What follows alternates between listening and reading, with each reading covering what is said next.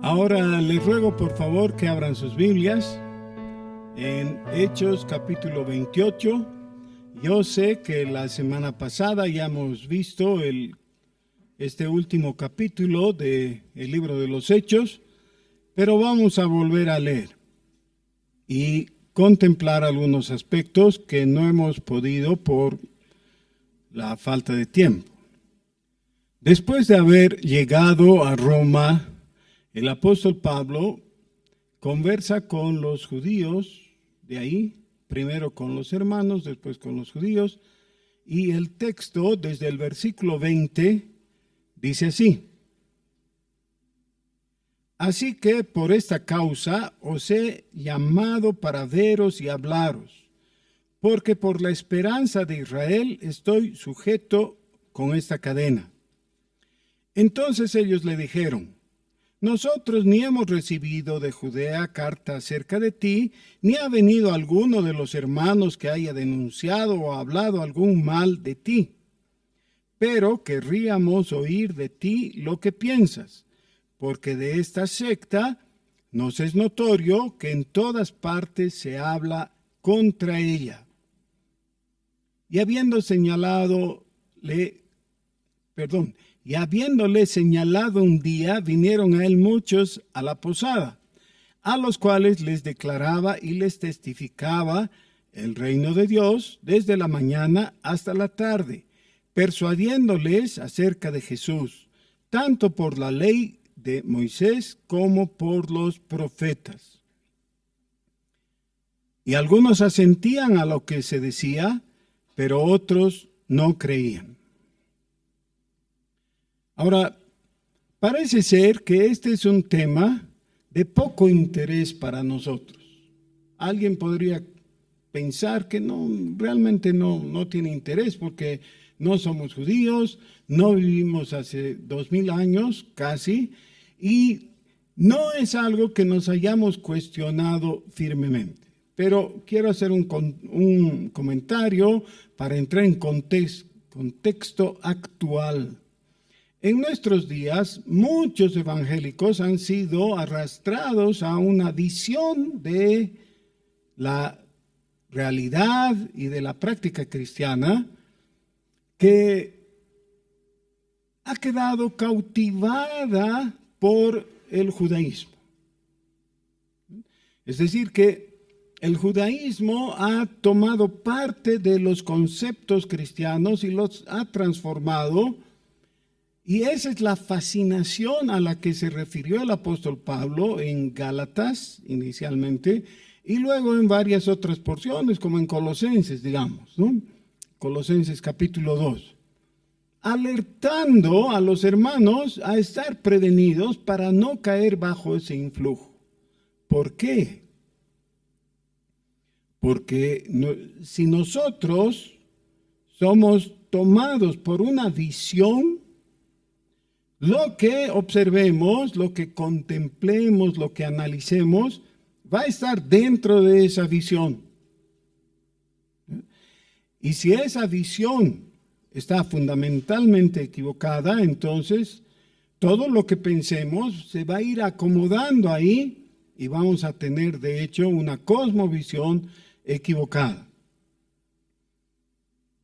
Recuerden que el apóstol Pablo ha llegado a Roma en no condiciones favorables, o más bien, en condiciones deplorables.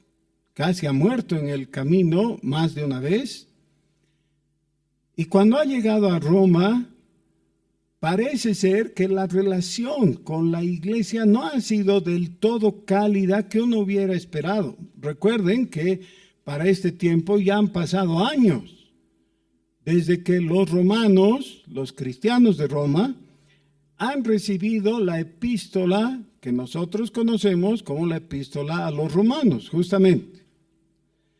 Uno diría, si a nosotros nos llegara la epístola a los romanos, claro que seríamos favorables al apóstol Pablo, claro que sí. Pero parece ser que en ese momento las dificultades eran más grandes que las posibilidades de que Pablo se integre en la comunidad que ya había en Roma y que conocía el Evangelio justamente por la predicación que se les había dado antes, pero especialmente por la epístola a los romanos.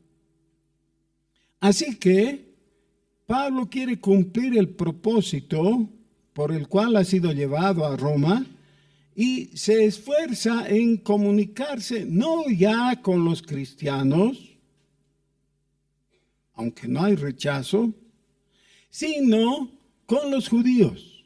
Es decir, recuerden ustedes que en todas las principales ciudades del imperio habían sinagogas y por tanto habían comunidades judías que eran como colonias, ¿no? Como mucho tiempo después ha habido también y hasta ahora hay.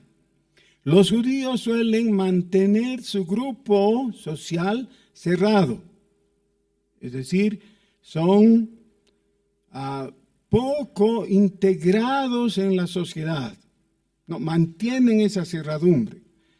En este caso, el apóstol logra que lo visiten, los invita, les habla amablemente, pero claramente. Y entonces les pregunta si ellos tenían alguna opinión. Y ellos dicen, no sabemos nada de ti, no nos han llegado advertencias desde Jerusalén, o sea, desde el Sanedrín y todo eso, desde el concilio. No tenemos ninguna información acerca de ti, ni buena ni mala,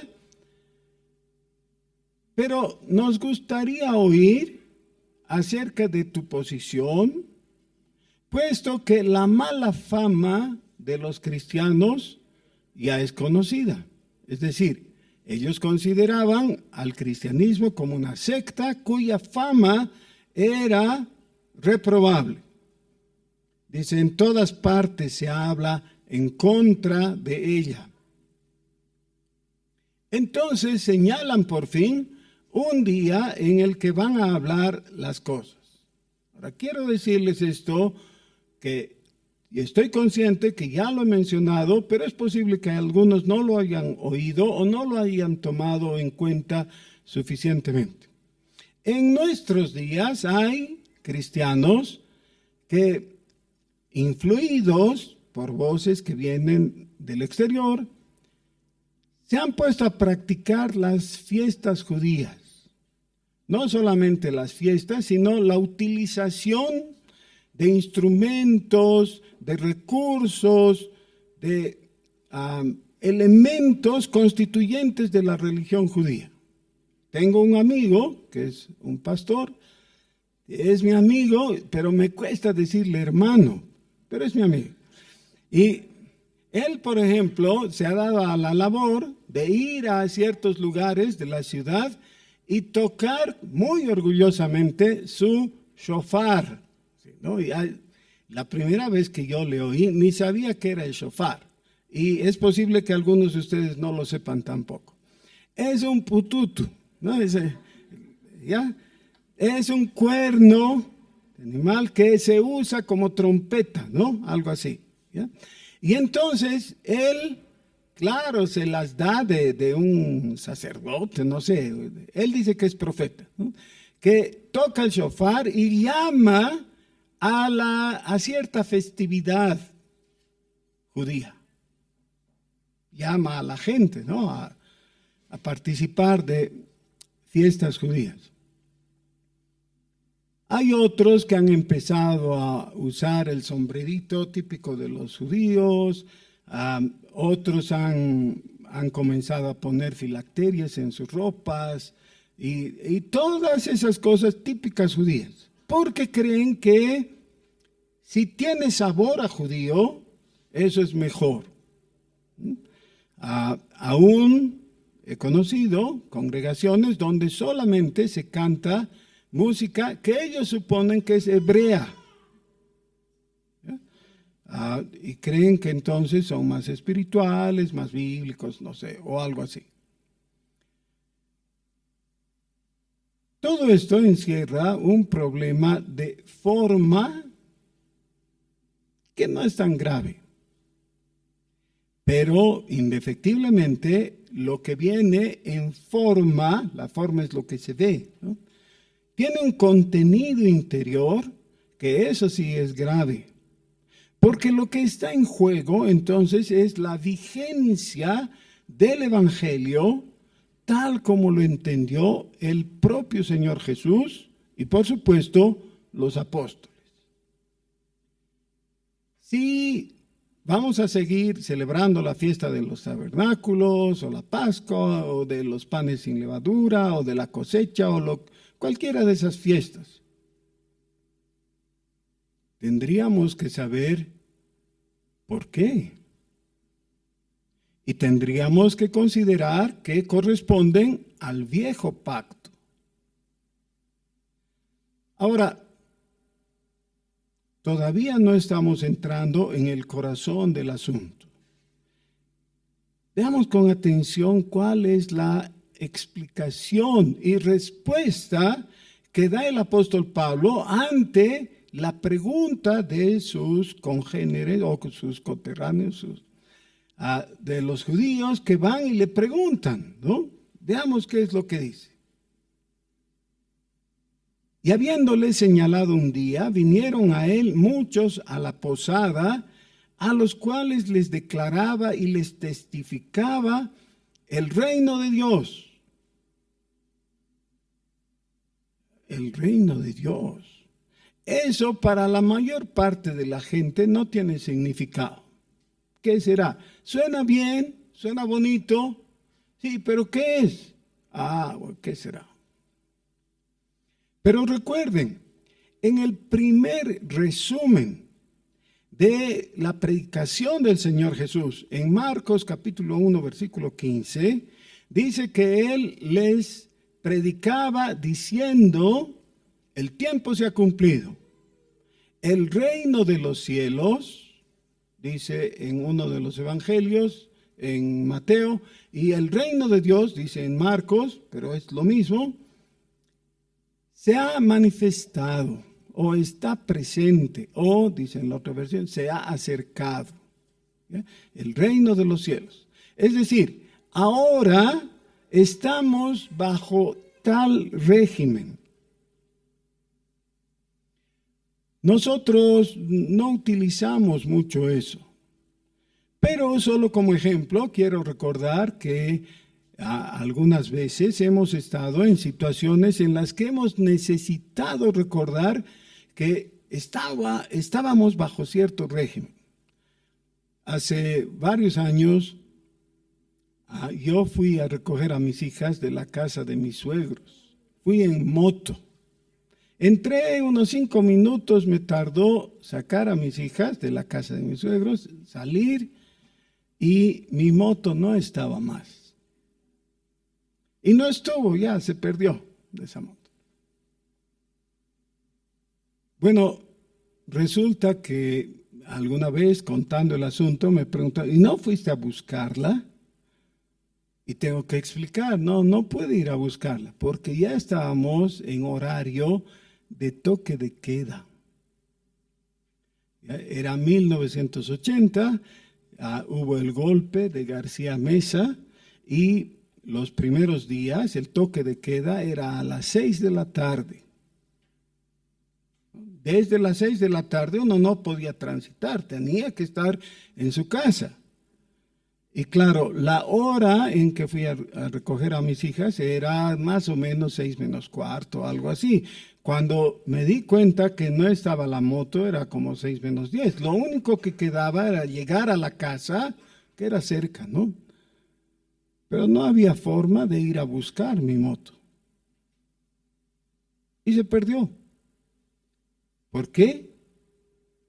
Estábamos bajo un régimen específico con una prohibición de circular. ¿Qué tal si yo, desatendiendo eso, hubiera ido a buscar nomás mi moto? Es posible que una patrulla del ejército, como ocurría en ese entonces, me hubiera pescado, pillado y llevado preso. Eso les ha pasado a algunos amigos, ¿no? Y han tenido que pasar en celdas de, no sé, donde los han llevado detenidos, ¿ya? Porque había un régimen. Ahora, cuando hay un golpe de Estado o algo así, hay un momento en el que no se sabe cuál es el régimen válido. Hay un gobierno, pero en contraposición hay otro gobierno y cada uno de ellos está reclamando legitimidad para sí mismo. Es lo que pasó hace poco en Venezuela, ¿se acuerdan? Con Juan Guaidó, ¿no? Había el presidente chavista y este otro Juan Guaidó, y por un momento no se sabía cuál es el gobierno verdadero. Es muy interesante que los gringos empezaron a pagar por el petróleo que les compraban a los venezolanos, a Juan Guaidó y no a Maduro. ¿Cuál de los dos vale? Esa es la pregunta. Y solamente estoy dando como ejemplo para que nos demos cuenta. Bueno, así es. ¿Quién rige en el mundo? Es la pregunta. Para hacerlo más fácil y más práctico. ¿Quién rige en tu mundo? Es decir, ¿quién es tu rey? ¿Cuál es la autoridad bajo la que te ves a ti mismo? ¿A quién obedeces? El Señor Jesús, en Marcos capítulo 1, versículo 15, que ya mencioné, dice, el reino de los cielos está presente. No, un momento, dirá alguien, este mundo está regido por el emperador de Roma. Bueno, vamos a ver cómo es que el cristiano desarrolla su vida en medio de esa, entre comillas, confusión. Ahora, lo que el apóstol Pablo está haciendo es simplemente tomar y aplicar las palabras y el concepto vertido por el mismo Señor Jesús cuando les dice a los judíos, en el versículo 23, les declaraba y testificaba el reino de Dios. Y de eso habla, desde la mañana hasta la tarde, persuadiéndoles acerca de Jesús. Por supuesto, ¿qué importa si es tal reino, el reino de Jesús o el reino del anticristo, si es que tú no crees en Cristo? Si crees en Cristo, tiene sentido el reino de Dios. No se puede separar el creer en Jesucristo con recibir el reino de Dios. Van juntos. Trata de persuadirles de Jesucristo. Para los judíos de Roma, que no habían oído antes una explicación válida, este asunto es muy complicado. Y puede ser que lleguen a tener ciertas simpatías con las ideas propugnadas por Pablo, pero todavía no pueden captar la centralidad de la persona de Jesús. Y por eso necesitaban ser persuadidos acerca de Jesús. ¿Cómo lo hace el apóstol? Seguramente les ha contado su testimonio, el cual ya hemos visto varias veces en el libro de los Hechos. Pero aquí no es mencionado eso. Aquí hay argumentos más sólidos, más firmes, más contundentes y más básicos al mismo tiempo. Dice, tanto por la ley de Moisés como por los profetas. Recuerden que está hablando con judíos. Los judíos se preciaban de ser conocedores del Antiguo Testamento. Bueno, por el Antiguo Testamento les voy a demostrar que Jesús es quien les digo que es decir, que es el Cristo. Tengo un amigo pastor que también es vendedor de seguros. Y él nos ha contado un par de anécdotas de las confusiones que ha habido ocasionalmente con sus dos funciones, ¿no? Vende seguros para ganar un poco de dinero que necesita, pero es pastor. En cierta ocasión, su jefe en la compañía de seguros le dijo: bueno, pero tienes tu congregación, ¿por qué no les vendes seguros? Y él dijo: no, porque no voy a mezclar mi ministerio con mi negocio. No voy a hacer eso. Se negó. Pero ya tienes la gente ahí, están contigo, véndeles seguros, eso les vas a hacer un bien. Pero no voy a mezclar el asunto. Todos nosotros tenemos algún vínculo natural con los demás. Tenemos el vínculo conyugal o el familiar en general. Tenemos vínculos comerciales, vínculos profesionales, etc. Y muchas veces nos desenvolvemos llevando adelante la relación natural dentro de esos vínculos y olvidamos que el llamado que hemos recibido es a testificar de Jesucristo. Y eso está por encima, eso es más importante. Así que podemos hablar de cualquier cosa. ¿Podemos hacer negocios? Sí, podemos. ¿Podemos enamorarnos? Sí, podemos.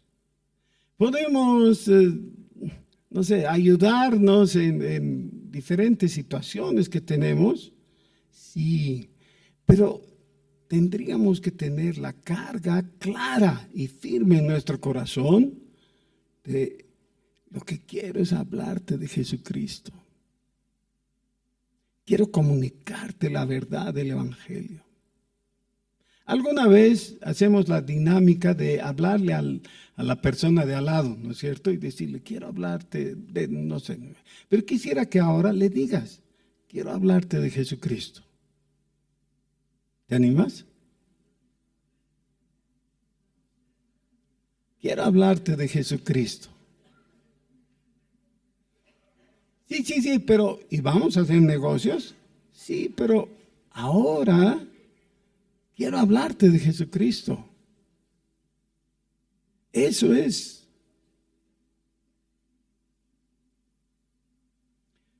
Cuando hablas de Jesucristo, sucede algo maravilloso. Es muy posible que te suceda lo mismo a los que estaban en camino a Emaús. ¿Recuerdan cómo ellos piensan que sintieron mientras hablaban con Jesucristo? Dice: ardía nuestro corazón. ¿Cuándo? Cuando nos abrió las Escrituras. Jesús les abrió las Escrituras y les empezó a explicar acerca de sí mismo. Y es lo mismo que está haciendo el apóstol Pablo, exactamente. El apóstol Pablo les persuade acerca de Jesús por la ley como por los profetas. Miren, hay una gran deficiencia entre los cristianos, y no estoy hablando de otros, estoy hablando de nosotros y de mí mismo, y con vergüenza lo digo. Conocemos tan poquito del Antiguo Testamento que para muchos es solamente un montón de relatos antiguos, de situaciones tan diferentes a las nuestras y de pensamientos bonitos en los salmos y pensamientos interesantes en los proverbios, y eso es todo. Pero ¿saben qué? Si realmente leemos con atención, el Antiguo Testamento nos está hablando de Jesucristo. Ahora, es un desafío leer el Antiguo Testamento y encontrar en sus páginas a la persona de Jesús. Y solo se puede lograr con la ayuda del Espíritu Santo. Y eso es lo que pasa aquí. Él, es decir, Pablo, trata de persuadirles por la ley de Moisés y por los profetas. Esa es la forma de decir el Antiguo Testamento. Pero sucede algo, versículo 25, y como no estuviesen de acuerdo entre sí, al retirarse les dijo Pablo estas palabras. Bien habló el Espíritu Santo por medio del profeta Isaías a nuestros padres diciendo, ve a este pueblo y diles, de oído oiréis y no entenderéis, y viendo veréis y no percibiréis, porque el corazón de este pueblo se ha engrosado y con los oídos oyeron pesadamente y sus ojos han cerrado para que no vean con los ojos y oigan con los oídos y entiendan de corazón y se conviertan y yo los sane.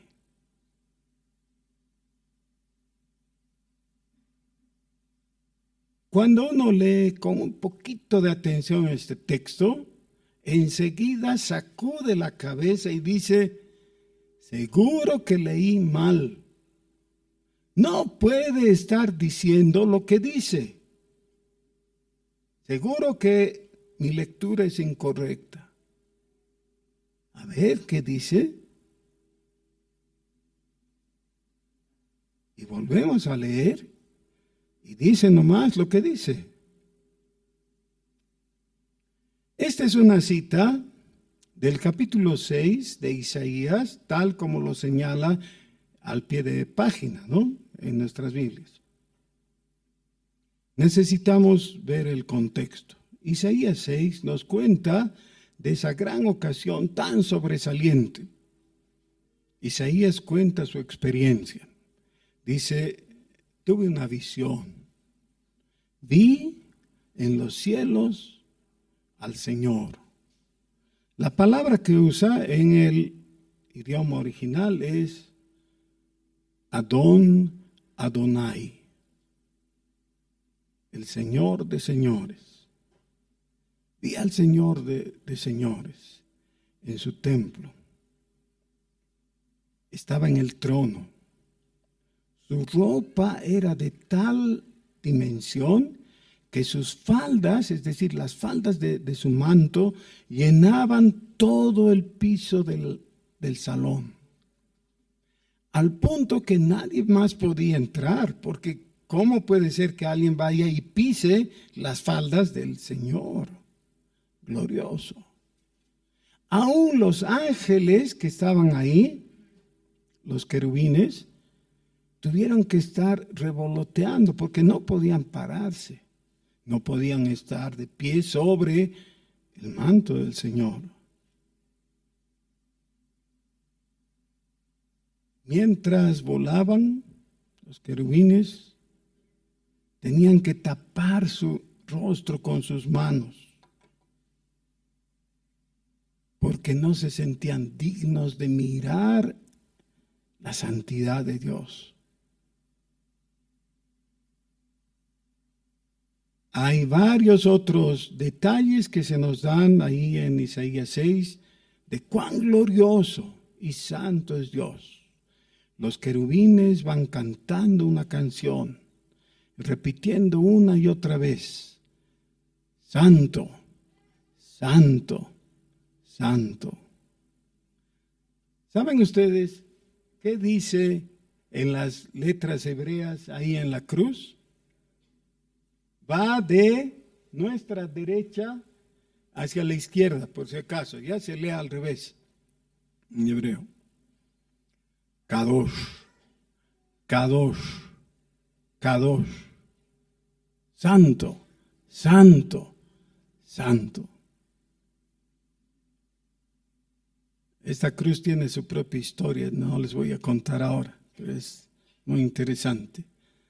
Pero eso es lo que en el templo celestial se repite una y otra vez. Y tiene tal impacto que cuando ellos entonan y dicen eso, Jehová, Dios de los ejércitos, el templo celestial tiembla al punto que las puertas crujen. Todas esas descripciones son para darnos cuenta que eso no se da en un ambiente apacible y tranquilo. Las criaturas están reconociendo la gloria de Dios.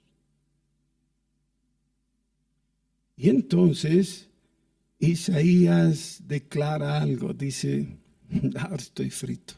Bueno, eso hubiera dicho si hubiera sido boliviano.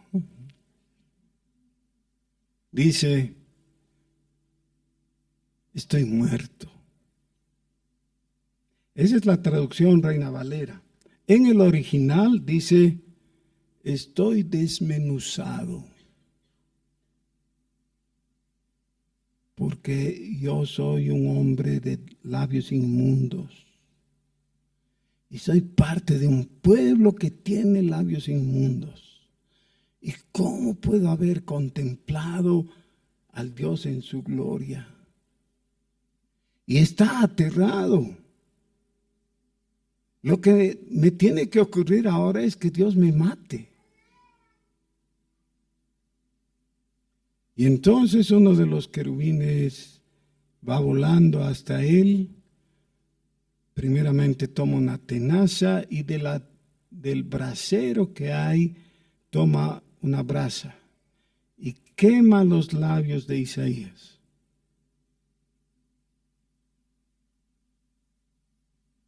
Y le dice, tu pecado ha sido quitado.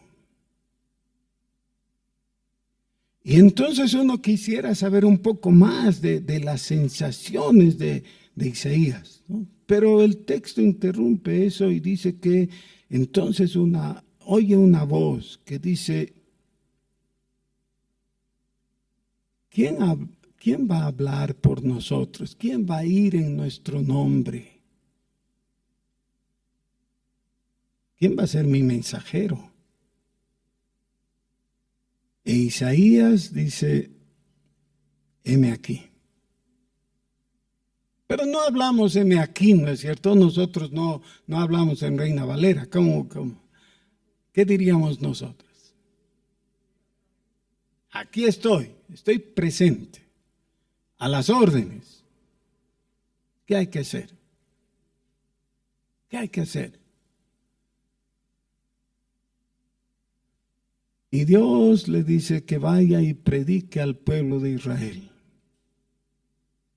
Y si ahí terminara, todos quedaríamos conmovidos, pero con la mente clara de que la misión de Dios se va a cumplir porque está dada y todo. Pero no es así. Ahora sí viene el pasaje que está citando Pablo en Romanos, que es tomado de ahí, donde se le dice, sí, tienes que ir y predicar para que no se conviertan. ¿Qué? A ver, que tal vez no leí bien. ¿Qué? Que no se conviertan. ¿Por qué? Porque ellos cerraron sus ojos para no ver. Bloquearon sus oídos para no oír.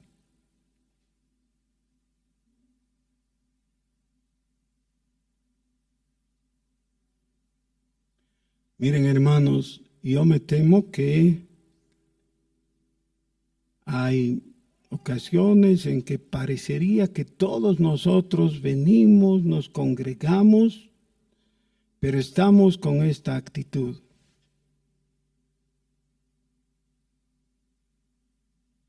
No quiero oír, no quiero saber, no quiero entender, no quiero nada. Y entonces el Señor dice, allá, entonces no quiero hablar. No me voy a expresar, porque si no quieres oír, ¿para qué te voy a hablar?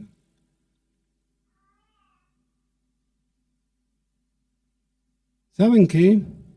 El Señor Jesús en cierta ocasión enseñó una parábola muy interesante. Había un hombre que vivía con todos los lujos de este mundo.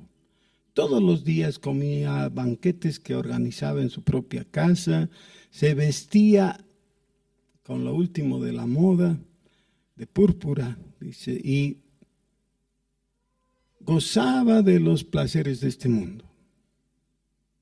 A la puerta de su casa había un mendigo que se moría de hambre y que anhelaba, no es que accedía, anhelaba comerse las migajas que caían de la mesa del hombre rico.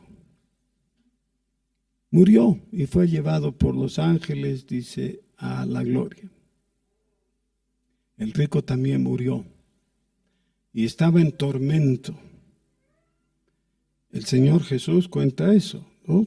En Lucas 16. Y entonces desde el tormento clama a Abraham. Es una parábola, por tanto es fabulosa. ¿Ya? Habla con Abraham. No se puede eso en la realidad, es un cuento que el Señor Jesús cuenta. Y le dice, Padre Abraham, estoy sufriendo. Por favor envía a Lázaro, Lázaro era el mendigo, ¿no? Que moje la punta de su dedo en agüita y que una gotita traiga para aliviar mi tormento, ¿no? Que calme mi sed, porque estoy afligido. Y Abraham le dice, no se puede, hay una cima con S entre ustedes y nosotros, no se puede. Y entonces el hombre que había sido rico le dice, yo tengo en mi casa unos hermanos y que no quiero que vengan aquí. Y este es el motivo de la parábola realmente. Ya todo lo demás es solamente una introducción. El motivo de la parábola es que el rico ahora se pone con celo evangelizador, ¿no? Está preocupado por sus hermanos y dice, hay que alcanzarlos. Por favor, envía a Lázaro que les hable, ¿no? O si yo puedo ir mejor, claro. Y Abraham le contesta, no hay caso. Más bien, que oigan a Moisés y los profetas. Es decir, que utilicen esos recursos que aquí Pablo, en Hechos, está utilizando para convencer a los judíos de que Jesús es el Cristo.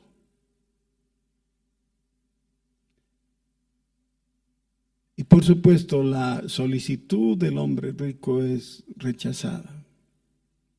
No hay forma. ¿Qué es lo que la Biblia nos está diciendo? Tanto el Señor Jesús en Lucas 16 como Pablo aquí. Este es todo el recurso que Dios te permite usar. Si alguien va a ser convencido por las Escrituras. Hasta ese momento tenían el Antiguo Testamento, por supuesto, ahora tenemos el Nuevo Testamento también, ¿no? Toda la Escritura es útil para enseñar, para redarguir, para convencer, para instruir en justicia. La Escritura, no otra cosa. El mismo Señor Jesús no les da una serie de argumentos a los discípulos para convencerles. En el camino de Emaús, abre la Escritura. ¿Qué es lo que tienes para convencer? Solo la Escritura. Felicidades, no necesitas más. Eso es suficiente. Pero tú mismo tienes que conocerla. Ahora, cuando alguien rechaza las Escrituras, está cerrándose las puertas.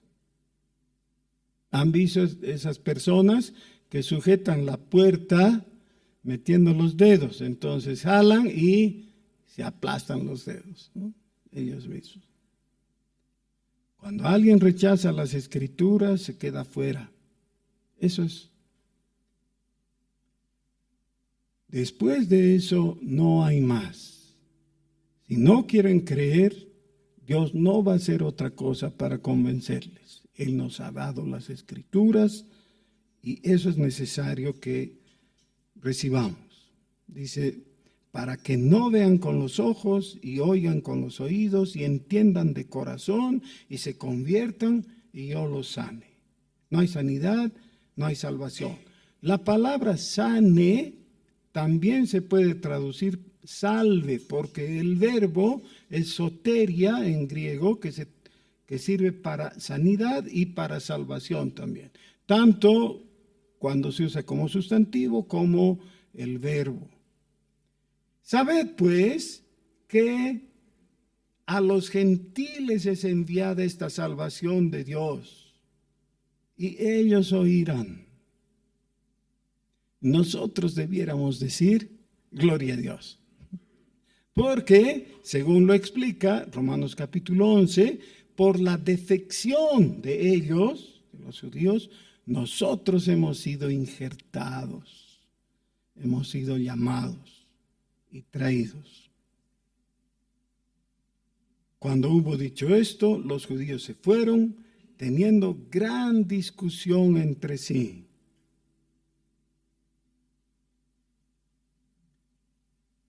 Hermanos, la verdad no es para discutir.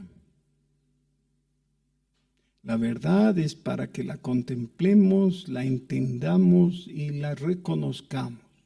Y sobre esa verdad modifiquemos nuestra conducta. La verdad es Jesucristo. La Escritura ha sido dada para llevarnos a Jesucristo. Si no puedes contemplar a Jesucristo y ver la necesidad que tienes de Él y la oportunidad maravillosa que tienes por el llamamiento del Evangelio, entonces no hay más recursos. Muchas veces mencionamos que Dios es infinito, ¿no es cierto? Y es infinito. Es infinito en poder. Es infinito en sabiduría, es infinito en su amor, etc. Pero Él mismo ha establecido límites en su accionar, límites para Él mismo. ¿Saben qué? Después de Jesucristo, Dios ya no tiene palabra que decirte. El discurso de Dios se agota en Jesucristo. La idea es básicamente esta. Tú, el pecador, contemplas al Dios Santo y clamas por salvación. Y Dios te dice, Jesucristo. Hay un cuento de un escalador. El escalador cae de donde estaba trepando y queda colgando de la cuerda. Y por un tiempo, porque estaba oscuro y todo, no sabe qué hacer. Y teme que la cuerda se suelte y él caiga definitivamente. Y entonces pide ayuda. Dice, ¿hay alguien ahí que me pueda ayudar? Y Dios le contesta, sí, aquí estoy. Corta la cuerda. Y él dice, ¿hay alguien más? No quiere, porque no cree. Al día siguiente lo encuentran congelado, muerto, a 30 centímetros del suelo. Estaba colgando, pendiendo de una cuerda y muerto. Por no confiar. ¿En qué vas a confiar? ¿En quién vas a confiar? Confía en Jesús. ¿Te acuerdas que le dijiste a tu vecino de al lado, quiero hablarte de Jesucristo? ¿Te acuerdas? Hace un momento.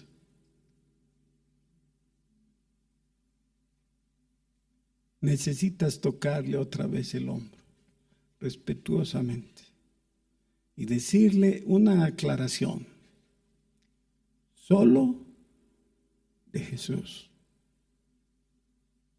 No quiero hablarte de otras cosas, no quiero hacerte negocios, no quiero que me des un beso, no quiero nada. Quiero hablarte de Jesús. ¿Puedes decirle? Solo de Jesús.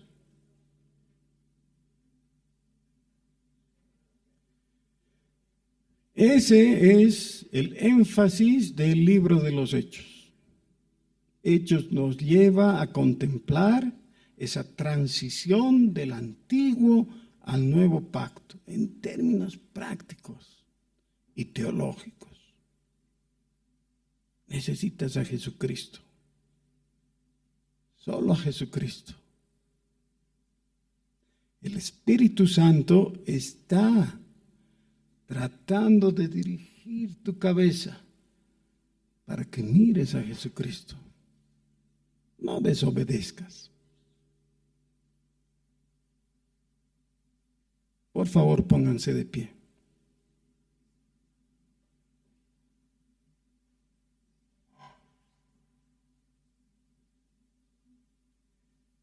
Y Pablo permaneció 2 años enteros en una casa alquilada y recibía a todos los que a él venían, predicando el reino de Dios y enseñando acerca del Señor Jesucristo abiertamente y sin impedimento. ¿Y qué predicaba? ¿Y qué más? No, solo Jesucristo. Eso es. Muy bien. Oremos. Señor, en ti estamos completos. No necesitamos más a nadie. En ti tenemos salvación. Bendito sea tu nombre. Gracias, Señor. Ayúdanos a mantener nuestra mente abierta para ti y cerrada para cualquier otra enseñanza, otra instrucción, otro llamamiento.